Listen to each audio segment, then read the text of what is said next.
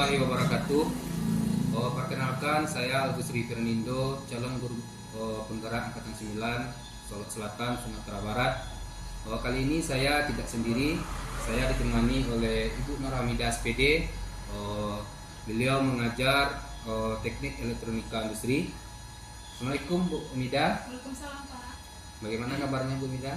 Alhamdulillah sehat. Baik, Bu Mida, terkait dengan kita akan melakukan supervisi akademik pembelajaran. Jadi sebelum kita melakukan supervisi, kita akan melakukan pra-observasi. Kemudian kita mungkin nanti ada beberapa pertanyaan, dan juga gunanya tujuan dari supervisi ini nantinya yang diharapkan adalah kita bisa mengetahui kemudian mengevaluasi hasil dari supervisi ini terkait nanti rencana tindak lanjut dari supervisi ini tersebut. Kemudian tujuan kita atau manfaat dari kita melakukan pra observasi ini agar nanti Ibu Mida bisa mempersiapkan lebih awal terkait dengan pembelajarannya. Kemudian untuk kali ini mungkin ada beberapa pertanyaan yang ingin saya sampaikan nanti kepada Bu Mida. Bisa ya Bu Mida ya? Bisa Pak. Baik, yang pertama apa nanti tujuan pembelajaran yang akan dicapai pada saat Bu Mida nanti masuk ke proses belajar mengajar? Baiklah, untuk materi kali ini adalah tentang analisis pengusaha Pak, yang mana tujuan itu ada 5. Yang pertama, siswa harus mampu memahami peluang usaha baik itu produk barang maupun jasa. Yang kedua, siswa harus mampu mengkategorikan peluang usaha melalui produk barang maupun produk jasa. Yang ketiga, siswa juga harus mampu memahami metode analisis peluang usaha. Yang keempat, siswa mampu menyajikan bentuk-bentuk peluang usaha. Dan yang terakhir itu, siswa mampu menciptakan peluang usaha yang sesuai dengan kondisi lingkungan masing-masing, baik itu secara kreatif maupun inovatif. Baik, dari tujuan pembelajaran tadi, kira-kira nanti area pengembangannya yang akan dicapai apa Ibu? Untuk area pengembangan itu ada 2 Pak. Pertama dari segi pengetahuan itu siswa ini mampu menganalisis peluang usaha ini Pak, baik itu berupa produk barang maupun produk jasa. Yang kedua itu ada dari keterampilan. Itu siswa itu harus mampu menentukan peluang usaha baik itu produk barang maupun jasa. Oke. Kemudian nanti pada saat pembelajaran apa sih rancangan pembelajarannya terkait metode atau strategi? Untuk medianya sendiri, untuk metode sendiri itu ada PJL berbasis project learning Pak, karena materi sendiri adalah tentang analisis peluang usaha. Kemudian nanti media yang digunakan apa Bu Mida? Rencananya untuk media saya menggunakan media PowerPoint dan juga ada beberapa video pendukung Pak. Oke. Kemudian kapan kita bisa melaksanakan supervisinya Bu Mida? Insya Allah untuk supervisi Kamis depan. Kamis depan. Oke, siap. Jadi setelah kita melakukan percakapan terkait dengan pra observasi, apa nih kira-kira yang didapatkan oleh Bu Mida dari percakapan kita kali ini? Dengan percakapan kita tentang pra observasi ini, saya mungkin lebih bisa mempersiapkan diri untuk supervisi nantinya agar materi yang saya sampaikan itu lebih baik lagi. Baik, oke Bu Mida, mungkin untuk percakapan kita sebelum supervisi atau pra observasi mungkin sampai di sini dulu. Kita mau bertemu kembali di Kamis depan ya Bu Mida untuk melakukan supervisi ini. Semoga nanti kita bisa melaksanakannya dengan lancar. Terima kasih atas waktunya Bu Mida. Terima kasih. Wassalamualaikum warahmatullahi wabarakatuh.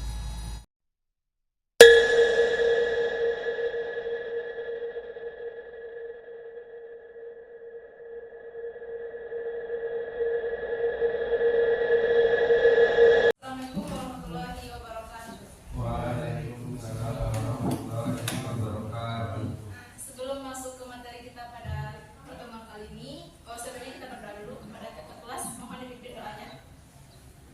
Aduk siap, amat gerak, tegak gerak, segera mulai. Bismillahirrahmanirrahim. Rabbi sholli sadri wa yassir li amri wahlul 'uqdatam min lisani yafqahu qawli. Amin. Bahasanya Aan Saputra, Abel Rahmat, Galuh Madrian Putra, Ufki Rahmat. Gimana kabarnya pagi ini? Baik? Baik, Bu. Ya. Untuk pertemuan kita kali ini, Ibu akan menyampaikan materi yaitu tentang analisis dari peluang usaha. Nah, sebelumnya kita sudah pernah membahas apa itu wirausaha dan kewirausahaan, apa itu hakikat dari wirausaha dan kewirausahaan, serta apa karakteristik dari wirausaha dan kewirausahaan. Nah, pada materi analisis peluang usaha ini, Ibu akan menyampaikan beberapa tujuan pembelajaran, yaitu yang pertama, siswa harus mampu memahami peluang usaha itu baik berupa produk barang atau jasa. Yang kedua, siswa harus mampu mengkategorikan peluang usaha melalui produk barang ataupun produk jasa. Yang ketiga, siswa harus mampu memahami metode analisis peluang usaha. Nah, metode peluang usaha itu ada dua. Yang pertama itu ada SWOT, yang kedua ada 5W+1H. Nah, nanti ini akan Ibu detailkan ya. Yang keempat, siswa harus mampu menyajikan bentuk-bentuk dari peluang usaha. Yang terakhir itu, siswa harus mampu menciptakan peluang usaha yang sesuai dengan kondisi lingkungan masing-masing secara kreatif maupun inovatif. Nah, untuk analisis peluang usaha ini akan Ibu gambarkan dalam bentuk peta konsep.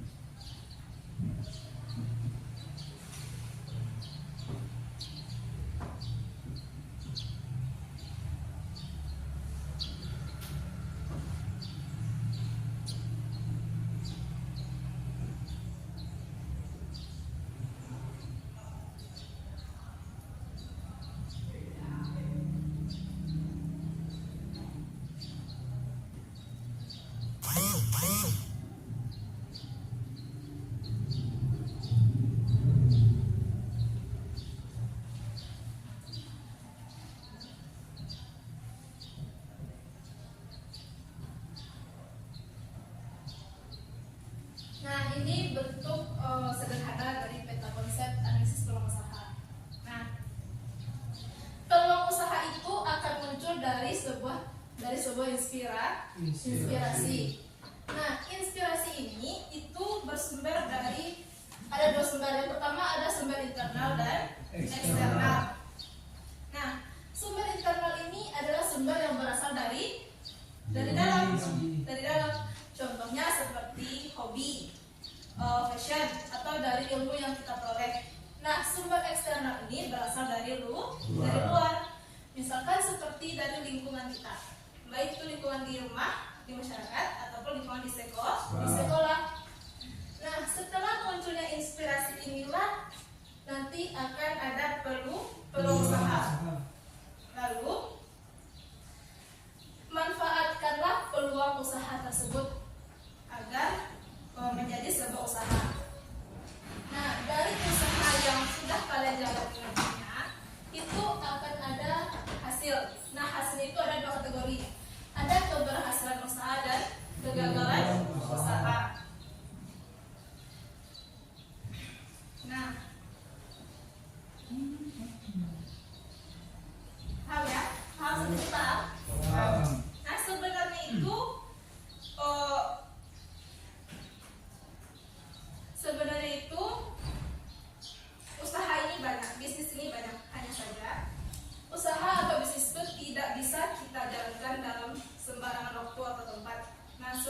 kalian nantinya, misalnya kalian ada rencana untuk menjadi seorang wirausaha, kalian harus melakukan observasi terlebih dahulu atau peninjauan, harus melakukan survei lapangan dulu. Kalian lihat lokasi untuk kalian berwirausaha, apakah dia strategis, apakah nyaman, lalu banyak bertanya mengenai usaha yang akan kalian dirikan nantinya. Apakah usaha kalian ini dapat bertahan dalam jangka waktu yang lama? Nah, selanjutnya kita masuk ke pengertian dari analisis peluang usaha itu sendiri. Nah, ada yang tahu pengertian dari analisis peluang usaha? Belum ya? Nah, analisis peluang usaha itu adalah suatu analisis yang bertujuan untuk mengetahui apakah usaha tersebut dapat kita jalankan dan memberikan keuntungan di kemudian hari. Paham? Intinya itu, analisis ini bertujuan untuk mengetahui usaha kita ini apakah nantinya bisa dilaksanakan, bisa kita jalankan, atau layak tidak produk kita jual ini. Paham ya? Sampai sini paham? Oke, lanjut. Itu ada tujuan dan manfaat dari analisis peluang usaha. Nah, tujuan dan manfaatnya di sini adalah mengetahui layak atau tidak layaknya usaha yang kita jual nantinya. Nah, kata layak di sini ada yang tahu arti kata layak? Pantas. Pantas ya, pantas. Apa lagi? Patut, wajar, atau memenuhi syarat tidak produk barang atau jasa yang kalian jual. Ini ya. Nah, lanjut. Tujuan dan pasarnya itu mengetahui keuntungan dan kerugian usaha kita ke depannya. Nah, setiap usaha yang akan dijalani nantinya itu pasti ada untung dan ruginya. Nah, dengan analisis peluang usaha inilah kita mengetahui apakah usaha yang kita jalankan nantinya itu akan memperoleh keuntungan atau ruginya saja. Paham ya? Selanjutnya itu adalah cara untuk menarik konsumen. Nah, di sini ada 5 cara yang dikemukakan. Yang pertama itu memilih dan membuat produk yang bermanfaat. Nah, setiap produk atau produk barang atau jasa yang akan kalian jual nanti itu harus memiliki manfaat. Misalkan Reki menjual barang elektronik, pasti ada manfaatnya. Misalkan seperti saklar, apa manfaatnya? Seperti kipas angin, apa manfaatnya? Ya, begitupun dengan produk jasa. Misalkan Galuh membuka jasa bengkel elektronika, nah, apa manfaat dari jasa Galuh? Itu yang harus kita pertimbangkan. Yang kedua itu ada berkualitas. Nah, di sini itu ada 2 kategori. Ada kualitas, ada kuantitas. Nah, ada yang tahu bedanya? Kualitas dan kualitas. Ada? Kuantitas itu adalah suatu hal yang bisa kita hitung dalam bentuk jumlah. Berarti suatu hal yang dapat dihitung dalam bentuk jumlah dan juga memiliki tolak ukurnya. Sedangkan untuk kualitas ini, kualitas apa? Hasil ya. Atau dengan kata lain, kualitas itu bagus atau tidaknya barang atau jasa yang kalian jual nantinya. Ketiga adalah waktu terjual dengan harga bersaing. Nah, maksudnya di sini kalian misalnya mau berencana untuk berwirausaha, kalian harus melihat dulu harga pesaing. Misalkan si Refki di sekolah mau menjual gorengan misalnya dengan harga 1.000.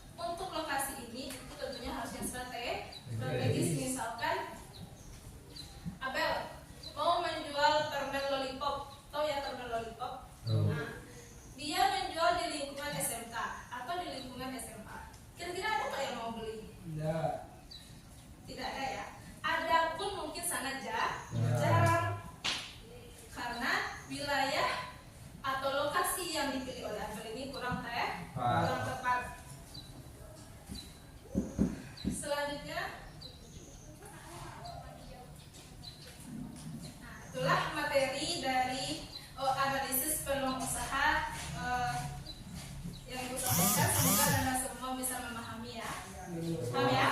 Paham. Nah, baik. Inilah materi tentang analisis berusaha. Nah, jadi ada yang bisa tidak untuk menyampaikan kesimpulan dari materi pembelajaran kita pada pertemuan hari ini? Ada yang bisa? Lagi? Silakan. Jadi intinya peluang usaha itu setiap usaha akan dijalani pasti akan ada untung sama ruginya dengan peluang usaha.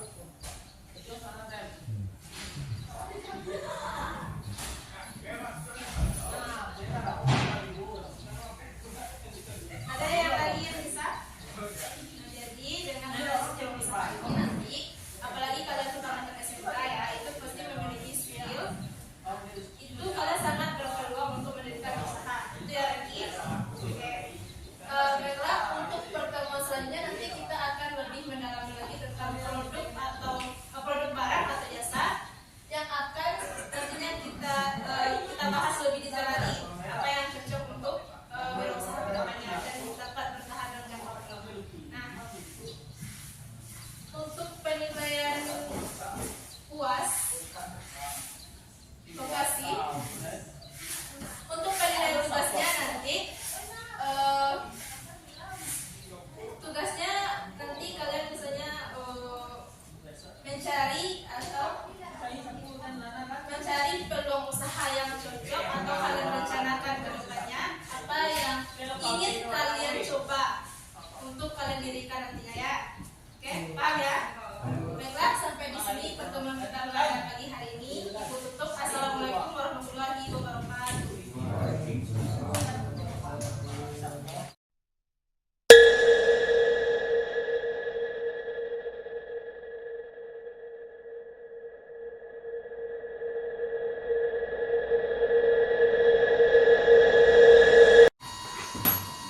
Ya. Oke.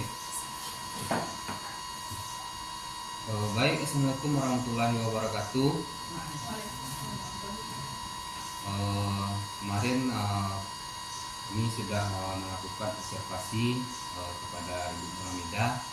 Sekarang kita akan melakukan pasca observasi, dan kali ini saya tidak berdua saja, saya didampingi oleh PP saya sendiri, Ibu Mufti Deswira. Terima kasih Bu atas waktunya. Kemudian pasca observasi ini bertujuan untuk menggali kelebihan kekurangan pada saat proses pembelajaran. Dan kita evaluasi kembali untuk agar nanti proses pembelajaran bisa berjalan lebih baik. Oke Bu Mida, kemarin kita sudah melakukan observasi supervisi akademik. Sekarang kita akan melakukan pasca observasi. Nanti akan saya ajukan beberapa pertanyaan terkait dengan observasi kemarin. Yang pertama, bagaimana kesan Ibu Nida terkait pembelajaran kemarin? Kesan saya setelah melakukan pembelajaran kemarin, saya sangat puas ya Pak, karena pada saat proses pembelajaran siswa ini sangat fokus dan juga tertarik dengan materi yang saya sampaikan. Oke. Kemudian pada proses pembelajaran, apakah sudah sesuai dengan yang Ibu rencanakan? Alhamdulillah sudah sangat sesuai Pak, karena yang saya lihat pada saat proses pembelajaran siswa ini antusias dan juga siswa ini merespon dengan baik. Ini juga merupakan hal yang sangat saya harapkan sebenarnya Pak. Oke.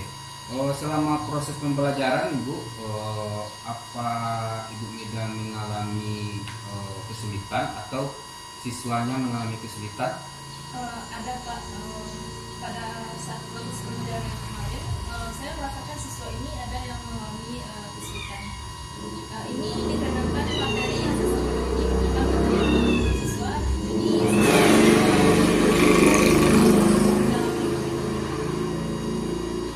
kemudian kira-kira nih menurut Ibu Mida, dari segi ketercapaian murid Ibu sudah tercapai atau belum kompetensinya? Kemudian kira-kira berapa persen?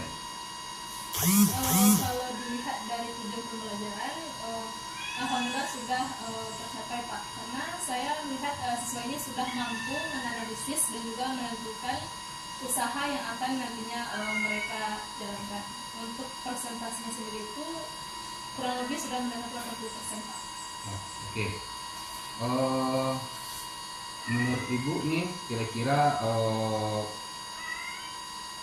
hati Ibu nih pada saat proses pembelajaran tersebut sudah memuaskan kira-kira atau belum pada saat proses pembelajaran? Sudah sangat puas, Pak, karena saat proses pembelajaran kemarin ini siswa ini memberikan feedback atau umpan balik pada saat saya bertanya. Nah, ini menurut saya merupakan salah satu cara yang sangat efektif untuk meningkatkan semua siswa dalam belajar nantinya. Oke. Kemudian dari percakapan kita kali ini kira-kira apa sih yang bisa kita ambil kesimpulannya? Dari percakapan kita hari ini, saya lebih termotivasi lagi untuk meningkatkan metode atau cara saya mengajar agar lebih baik ke depannya.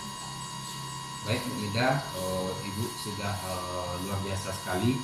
Ibu sudah mampu mengidentifikasi permasalahan, kemudian mencoba mencarikan solusinya.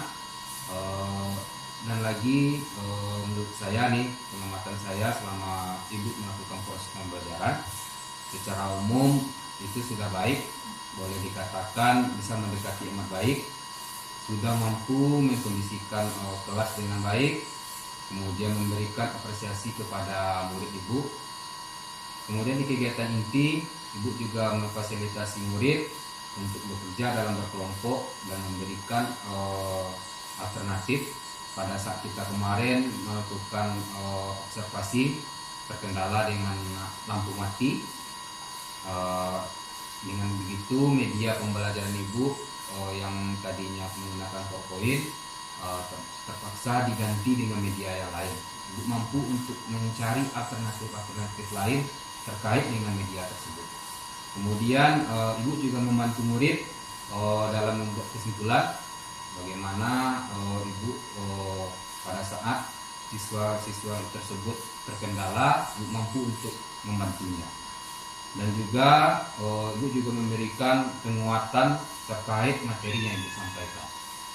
Kemudian Ibu juga meminta kepada murid tersebut untuk merefleksi kembali terkait dengan materi dan pembelajaran. Dan yang terakhir, Ibu juga memberikan apresiasi terhadap kemampuan yang telah dilakukan oleh murid tersebut. Mudah-mudahan hal baik ini bisa Ibu pertahankan. Cuma sedikit ini sedikit saran dari saya, Bu, terkait proses kemarin. Kalau untuk penilaian, kalau bisa Ibu nanti cobalah cari media yang online. Kenapa? Karena itu bisa membuat proses penilaian tersebut tidak terasa oleh siswa. Jadi mereka tidak merasa sedang diuji. Mungkin itu untuk sarannya, Bu. Baik, terkait dengan percakapan kita observasi kali ini mungkin demikian dulu. Mudah-mudahan pasca observasi ini bisa menjadikan kita untuk lebih baik hendaknya. Banyak maaf, terima kasih atas waktunya baik Ibu Mida dan Ibu Novi. Saya akhiri dengan wassalamualaikum warahmatullahi wabarakatuh. Waalaikumsalam warahmatullahi wabarakatuh.